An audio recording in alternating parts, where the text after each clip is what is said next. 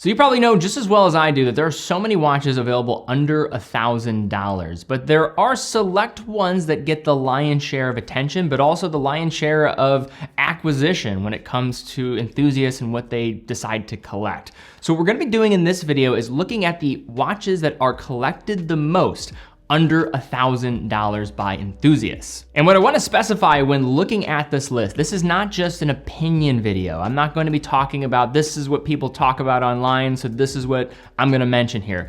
I'm gonna try to use data to the best of my ability. Now, some of this is a little bit harder to navigate compared to other brands, but what I'm going to do, look at what data is available just more publicly, but also give you a peek behind the curtain at what we sell best on our website and factor in some of the data and what do people ultimately decide to buy more than other watches out there. So we're gonna be looking at best sellers from a variety of different brands. There might be some repeat brands on here, but I want this to be a reflection of reality, not be something that is just trying to cater to diversifying the product mix here. I think this is really just an idea around wanting to know, what do people ultimately buy, what do they collect, and what do people like the most? And there's gonna be some judgment we're gonna have to make. Not all visibility is going to be created equal. Some brands are a little bit more private about how they are going to present their sales numbers, but we're going to try to navigate this to the best of our abilities.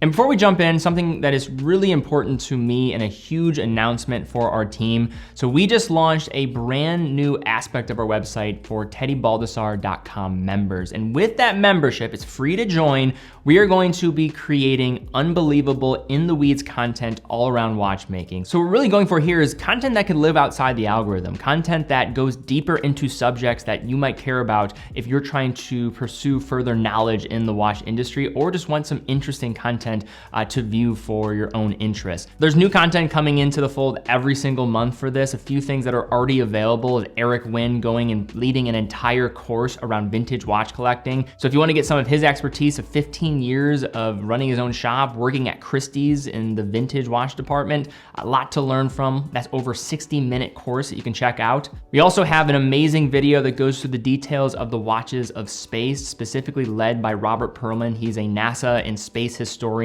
talks about the different watches that were worn beyond our atmosphere. And then also, if you want to see even more behind the curtain of what happens here, I actually did a whole video showing behind the scenes of our business. So what we did, we talked about this set. What is this all structured? That's actually not a wall. That's a set behind me that's built. Where do I work on a day-to-day basis? My commute into the office, showing you the warehouse, our photo studio and how we shoot watches, showing behind the scenes of our store and how we run an event. If any of this sounds interesting, it's free to check out. It's down in the description below. Just create a membership at teddybaldassarre.com. It would really mean a lot if you could support this, and definitely if this sounds interesting to you, I'd really encourage you to check it out. This is something we really want to invest in because it allows us to focus on content regardless of what a YouTube algorithm would say, and really trying to provide value to a higher degree, and also lean on other experts all around the watch industry.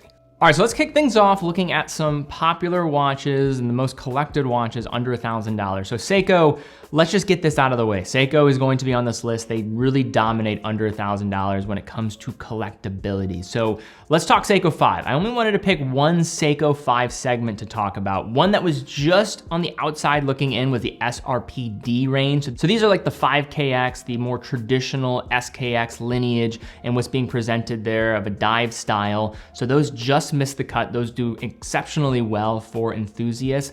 The larger case size tend to do better than the mid size, but they both do exceptionally. But the watches that really lead the way are also the watches that, in the Seiko 5 collection, I should say, are the most expensive Seiko 5s that you can really get. And that is the Seiko 5 SSK GMTs. So if you look at the top 6 references from Seiko that are the most collected from our data, we find that 4 of the top 6 from Seiko fall in the GMT range. So these are the best-selling Seiko 5 models, despite being closer to $500 at retail. In terms of what sells the best selling in the last 365 days was the SSK 023. That's the field GMT. Then you had the SSK 001, the SSK 003, the Batman, and the one that was just right next to it is the other Batman with a silver dial, the SSK 033. All of those in the last 365, some of those collected watches under $1,000. $1,000. Another crazy stat around the SSK GMTs, if you look at the collective dominance of this collection, now we are spanning beyond 10 different references, especially if you include the field GMTs. This collection as a whole accounts for over a quarter of Seiko's units by volume, and that is ridiculous when you factor in the amount of different Seiko watches out there, the different Seiko 5 pieces. These are really amazing when it comes to collectability. People love them. I have one on my wrist right now. I got one of these this summer, and I talked about it in a short recently because we did a Grand Seiko event, and a way to say thank you to some of our staff that spent a lot of time was, hey, we couldn't give away Grand Seikos, but we gave away some Seikos, and it was a way to say thank you, and I had to partake. We're talking about watches as gifts, so of course. When these came out in 2022, changed the game. 4R34 movements, you get that 42.5mm case, you get the $475 retail price, but they are available for less than that typically, getting 100 meters of water resistance, Hardlex glass on top. There's a lot to like here. These could be some of the most complete watches under $500, so I am not surprised to see these as some of the best selling and most collected under $1,000. So you might be thinking and asking, so what is the #1 collected watch under $1,000? It does come from Seiko, and this one is far and away the #1. This is the Seiko Speed Timer SSC 813. This is the #1 collected watch for Seiko, but also the #1 collected watch overall under $1,000 based on our data. This is also far and away the #1 speed timer. The second and third, second would be the Pogue, following that would be the SSC 911. So that's the little bit of the larger case size version. Still does exceptionally and very well regarded too. What's surprising here for probably some people is this is towards the higher end of the price range for Seiko, at least when you're talking about under $1,000. It's more collected though still than Seiko 5s by volume even. So the SSC 813 has a little bit of a smaller case size compared to the other speed timers that we were talking about. So you're getting that 39mm diameter. It wears similar to that dimension, if not smaller. This is not a large watch, 45.5mm for the lug to lug, 13.3mm in thickness. You're getting that solar quartz movement. And I think that's the main reason why this watch is so collected. If you look at what's available for you for chronographs, it's not a very saturated market under $1,000. You really can't get into mechanical chronographs unless you're looking for a seagull movement, or you are looking for a maybe ETA 2894, so something with a Dubois de Praz module. But if the service is gonna be $500 to $1,000, it's a little bit harder to rationalize going for that. So if you're somebody that wants the ease of mind, you still get the sweep of the second hand. It has that cool fuel gauge indication for the one totalizer that when it's not in use can show a power reserve indication, which is really useful for a solar powered watch. And then also getting nice dimensions in the process, because it's also going to be thinner than a lot of Valjoux powered chronograph movements. I think this makes total sense. If you like that Daytona style look, but want to spend under $1,000, the speed timer makes a lot of sense. And I'm not even getting into the history idea around the speed timer and being one of the most important chronograph names really of the mid 20th century. So let's look at the outside of the Seiko 5 family. What is the next best-selling mechanical watch from Seiko and just overall? For that, we have to look at the SPB 121 Seiko Alpinist. So the Seiko Alpinist is just outside of those Seiko 5 GMTs. It's not going to be the best-selling mechanical watch from Seiko, but at this price tier, it does exceptionally. This actually sits as the 6th best reference overall on volume in the last 365 days. Now, some people might be asking, what about the Baby Alpinist? How does that one stack up to the regular Alpinist? Now, some of our data might be thrown off slightly because of some out-of-stock backorder situation with the Baby Alpinist, but if you just look at this data for what it is, the 121 does outsell the Baby Alpinist by more than double. I think this is such an interesting watch because it is weird. It has the compass bezel, it's got 2 crowns. It's a strange looking watch. It mashes a variety of different ideas, but people love it. And I get it. I loved my Sarb when I had it, and it was a part of my collecting journey. And I love the Alpinist. I think they have this charm, and in a range of watches under $1,000 that are sometimes very generic, the Alpinist is able to separate because of this idea. It has an identity, and I think that's so important when you're looking at collectability. It has 39.5mm case, 13.2mm in thickness. Another huge aspect that we have to talk about, 2 things I'll mention. 200 meters of water resistance, so if you can pack in 200 meters of water resistance for a watch that doesn't look like it would really have it, I mean, that's a huge benefit to a lot of collectors, especially in this stage. They don't want to have to worry about it. The Alpinist allows you to not worry about it. And you also are getting the 6R35, which this is one of the points of entry into that movement. This movement is used over $1,000 by Seiko. So to see it at this price range, I think is another reason why it is a compelling product and where it's being positioned more broadly. You add the charm, you add the history of the Laurel Alpinist and the Alpinist of the 1950s, and there's just a lot to go along with what's being presented here. And I'm not even getting into the SARB 017 and all the charm and affiliation with that JDM piece. Now I'm just gonna throw two honorable mentions for Seiko before we move on to another brand. So one I'll mention is the SRPD 55. That is right in the mix as one of the most collected Seiko 5 models and just models overall by volume. Another collection I'll just spend a little more time on is the Cocktail Time family.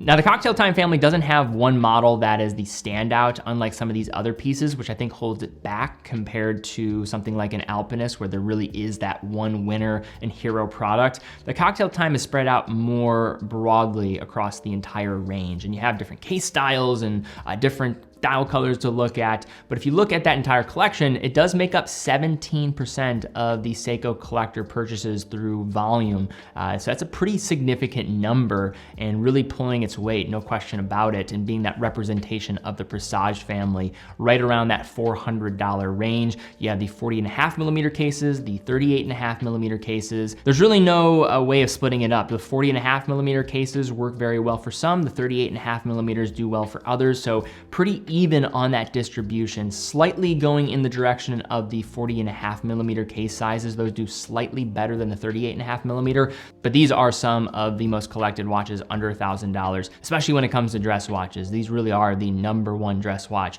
under $1,000. So something that I think has happened as of late is people are maybe being fatigued by the moon swatch and saying that this needs to be put to rest. We need to stop with it. But if you look at the data and how much this is moving the needle for Swatch, I don't blame them. They should keep this going for as long as possible because the numbers do not lie. People love the Moon Swatch and it sells a lot of units and is collected by many. So this is the #1 Swiss watch sold by volume based off of publicly available information. The Moon Swatch, the first year it was released, that was March 2022 to the end of 2022, sold over 1 million units. And I think they were caught off guard. If they had better production of these watches right out the gate, this was a different time, and also the way that they were distributing them was a little bit different at this stage. They could have sold way more. And proof of that is what happened in 2023. They sold 2 million units in 2023. This is according to Morgan Stanley and Lux Consult's report. And then in 2024, where a lot of people were saying it's over, this needs to be put to bed, nobody likes the Moon Swatch anymore, they still sold 1.5 million units. And I would anticipate that it's probably not gonna be as high in 2025, but it's probably still going to be a 7-figure number if I had to guess. Now in that same Morgan Stanley and Lux Consult report, if you look at the numbers, so Swatch sales were around 4.9 million units in 2024. So roughly a third of Swatch's sales by volume came from the Moon Swatch. And then you factor in that these are higher priced compared to their average selling price for one of their watches. So if you factor in the retail price of the Moon Swatch, $270 based off that assumption of 1.5 million, if you multiply that together, you're looking at around $400 million. Which means that this can account for more than half of Swatch's revenue. So can you blame them for wanting to come out with different Moon Swatches? People want the Moon Swatch. The statistics back this up, and despite what maybe us in the enthusiast community think it's maybe being played out, I think there's a lot of interest still in this, and we have to recognize that what maybe we see as people that are in the weeds on a day-to-day basis versus what the collective market wants is two drastically different things. So in 2024, 2025, last 365 days, what is the #1 selling mechanical watch from our metrics? Now, our metrics are going to be skewed based off of more of the enthusiast buyer, but reference the title, this is for enthusiasts. If you look at that, you're gonna have to look at Hamilton, believe it or not, which is pretty crazy to believe because if you look at Hamilton collectively for the Swatch Group, very small percent of the larger pie. Only 2.6% of sales for the Swatch Group collectively in 2024 are being represented by Hamilton. That's according to Morgan Stanley and Lux Consult report again. From my understanding, the #1 market for Hamilton is going to be the United States by a wide margin, and then after that will likely be Japan, believe it or not, because of all their interest interest in American heritage clothing, and of course, Hamilton has this history as a US watchmaker. So the khaki field market is going to be leading the way, but there is one definitive leader in the khaki field range when it comes to dominating for collectability, and that is going to be those 4 Murph models that were available the last 365, and then there was the new edition of the 42mm bundle that just came out at the end of June, beginning of July. So the 4 Murph models represent the top 4 Swiss watches purchased by collectors under $1,000 in the last 365 days, which is crazy to think about. There's some other watches that were on the edge here and that start to get into the mix as you look at the tail end of this. But if you look at this collection, they absolutely dominate and people love them for their everyday type of use. You have the movie and intrigue there. You also just saw the 10-year anniversary of Interstellar, which definitely helped. Some different dial colors that came available with the white dial. Then you also had the bracelet, and now the 42mm just recently getting a bracelet. There is a lot going on here, so that's probably why you're seeing this trajectory. So getting a little further into the data, so what is the hierarchy of the Hamilton khaki field Murph? Leading the way is the Murph black dial on strap 38mm, then the black dial 38mm on bracelet just behind it. Then you have the white dial 38mm on strap, and then the 42mm on strap. However, this will all change since June. We actually launched this watch globally at our event in Cleveland, Ohio, and we recorded it in that behind the scenes video that I mentioned at the beginning of this one. So if you want to see what was all going on behind the scenes to make that happen, check out that video that I mentioned earlier.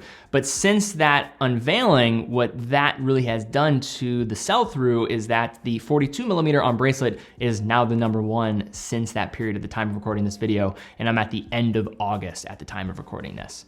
And just one other point of data that I'll mention here. So the khaki field auto 38mm, that one is one of the most collected as well. But in comparison to the Murph 38mm on strap compared to the 38mm auto on strap outsells it by 140%. Which is pretty remarkable because the Murph is going to be more expensive, but I think people like the design, they like the connection to the film, and have 100 meters of water resistance, as does the auto, but I think it's more of a stylistic thing, and I totally agree with it. I think the Murph is one of the most complete watches you can get for under $1,000.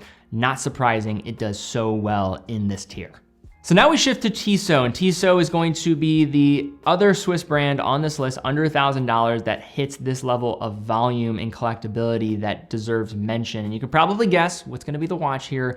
It's the Tissot PRX. So for the PRX, this is a watch since it was initially unveiled in 2021 that was easily the most collected. If you go farther back with your scale beyond 365 days, this would actually be the #1 most collected watch on volume under $1,000, but it has fallen off a little bit. There are different watches now available, and I think it's been around 5 years since we've really seen a huge change in the PRX collection. In the last 365 days, the #1 PRX model was the PRX Carbon, which is actually going to be one of the more expensive PRXs at that. So let's share a couple points of data when it comes to what is the interest for certain collectors on the PRX. Under $1,000 for a Swiss-made watch, mechanically speaking, the PRX is going to be the #1 outside of the Hamilton khaki field Murph. In terms of 40mm versus 35mm, the 40mm is going to double that of sell-through of the 35 when it comes to collectability. More people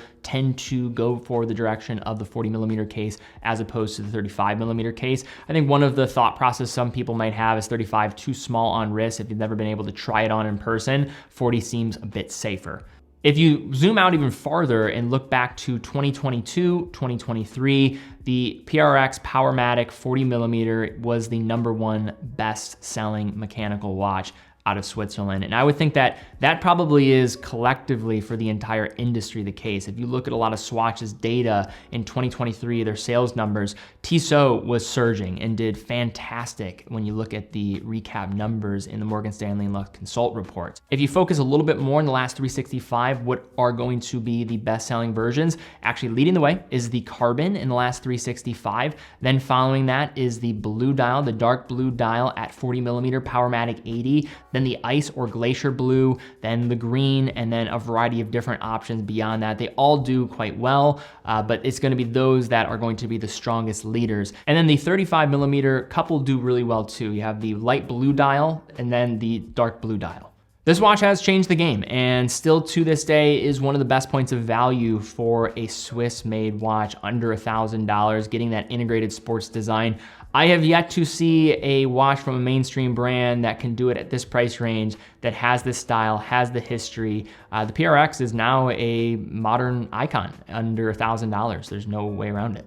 Now we have to talk some G-Shock. So what is going to be the #1 G-Shock when you're talking about volume? And when you're speaking about G-Shock, you're talking about Casio. We're talking about just the general volume for under $1,000. And I think it's important to look at all of this because this is where a lot of people are putting their money. And for the G-Shock, there is one definitive leader since it was released. That is the GA2100-1A1. So you do have the B models, which have the Bluetooth connectivity, but these actually sell better. So this is the #1 best-selling G-Shock from their own site. This is our #3 best-selling G-Shock when it comes to volume. So although the Bluetooth models tend to do better for us, and I think people like the additional spend when it comes to that upside that comes with Bluetooth connectivity, this is going to be the #1 seller for G-Shock collectively. Further, the Casio models are the #1 selling digital watches for us in general, edges out many others in this category.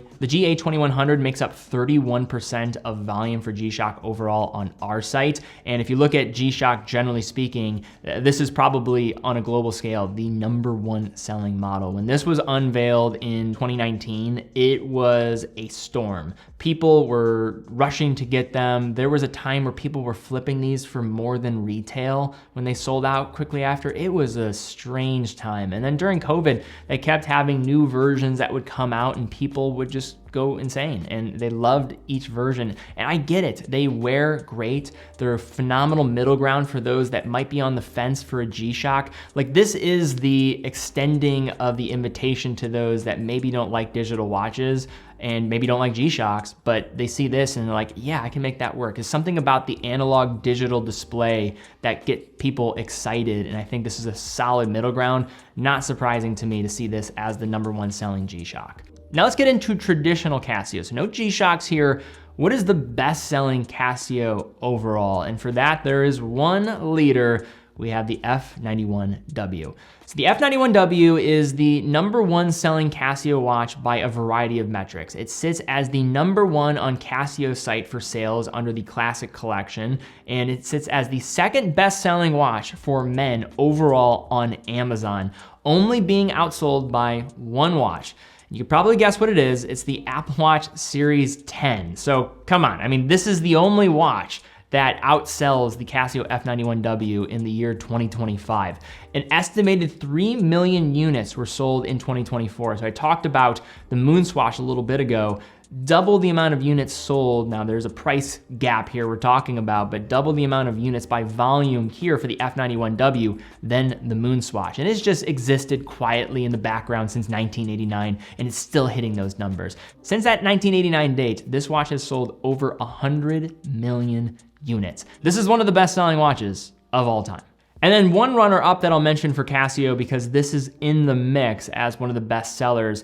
I talk a lot about the A168. I have an A168, but I think the numbers are supporting that the A158 is actually what is collected more. If you look at some of the data here, you're getting the 5th best-selling watch on Amazon overall. So this is right up there. We're talking about the competitions, the F91W and the Apple Watch. I mean, this is not something that will really be a mix. They're mostly smartwatches it's competing against. And then under the vintage collection for Casio, it is the 2nd best-selling model. So based off of that, I think this is going to be right in the mix as one of the most collected watches under $1,000 for enthusiasts. The A168 is going to be sitting at the 5th position on the same category for Casio's website, and then it's gonna be 15th overall on Amazon. So based off of those numbers, I think you have to give the edge to the 158.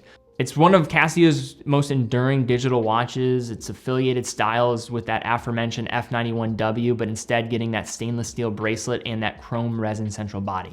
And now for the final watch on this list. Now I had to make a cutoff here because I'm really trying to go for the most collected. What do people ultimately buy the most? And I knew Timex needed to be on here, but it really depends on where you're going to draw the line. If you're looking at the #1 selling Timex, it seems like the Ironman is going to be the definitive leader. That is the #1 selling watch for the brand on Amazon. That said, I think a lot of those acquisitions are coming from people outside of the enthusiast community because there are a lot of individuals that might know of the Ironman. It does have that charm. So if you're looking for more of an enthusiast adjacent type of watch, and a watch that was also responsible as a gateway for myself and so many other collectors in getting into analog watches, that is the Timex Weekender. So the Timex Weekender, I think, is the equivalent to the F91W for analog watches. Like, that is how I look at this watch. It's the #14 best-selling watch on Amazon overall. The 38mm case version is that. And then on Timex's website, they have multiple different Weekenders that are going to be in their best sellers. The 38mm is actually going to be edged out by the 40mm case on Timex's website. And I want to just give some more reason why this watch felt like the right mention. The Q is also right in the mix, but I think these watches are more of the gateway of getting people into the space of watch collecting. The other thing that I think this watch is so responsible for is like the whole idea of like pull through strap changes. Like when you first see these watches, like, oh wait, you can just change out the straps. Like I remember when getting into watches, like I got one of these when I was in like high school, college, and I had like a couple of these. And this was one of the precursors to my fall into the abyss of watch collecting. So this is definitely one that needs to be mentioned here. Some other watches that mention though too from Timex, the Q, the Easy Reader, these are all watches that probably are right there, but Timex has the volume here to back up the numbers that we are talking about. But all right guys, that is the video here today, looking at some of the most collected watches under $1,000. Now we could have kept going, maybe some different pieces could be mentioned here, but I really wanted to make this about the watches that truly lead the way. What are the representations of maybe a brand? What are some of the best selling watches? And I wanted to really focus on things that I had the best data to support, and really kind of enjoyed this. It was a different view of the industry, and it takes away the whole idea of maybe what's in the YouTube comment section, what people maybe talk about versus what ultimately do people end up buying. That was really the reason for this video that I thought might be interesting for all of you.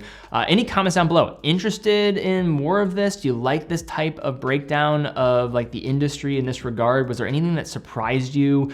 Leave some comments down below. Would love to see that, keep the discussion going. Also, if you enjoyed this video and maybe want to see another price tier looked at in a similar degree, be happy to do so. Give this one a thumbs up. That's a great indication for me as well. Also, be sure to subscribe. Definitely check out TeddyBaldassarre.com, full authorized dealer for over 35 brands. Every purchase from our website comes with quick and fast fulfillment, dedicated customer support, and a full factory warranty for all the products that we offer. In addition, if you're ever in the Cleveland, Ohio area, definitely stop into our boutique. We'd love to help you out with your next watch purchase. All watch enthusiasts in that store. Really excited to help people go through their watch collecting journey and trying to give you advice and insight, but also just hang out. That's really what that store is all about, and being able to meet some of you guys on a more personal level that watch the content. In addition, if you have any questions about a watch on our website, hit that live chat button at the bottom right corner. Those are actual people on the other line. That is not AI there. So if you have a question, love to be able to help you out there. Every purchase allows us to keep doing what we're doing here, and we love what we do. But guys, thank you again so much for watching. Be well, and I'll see you all very soon.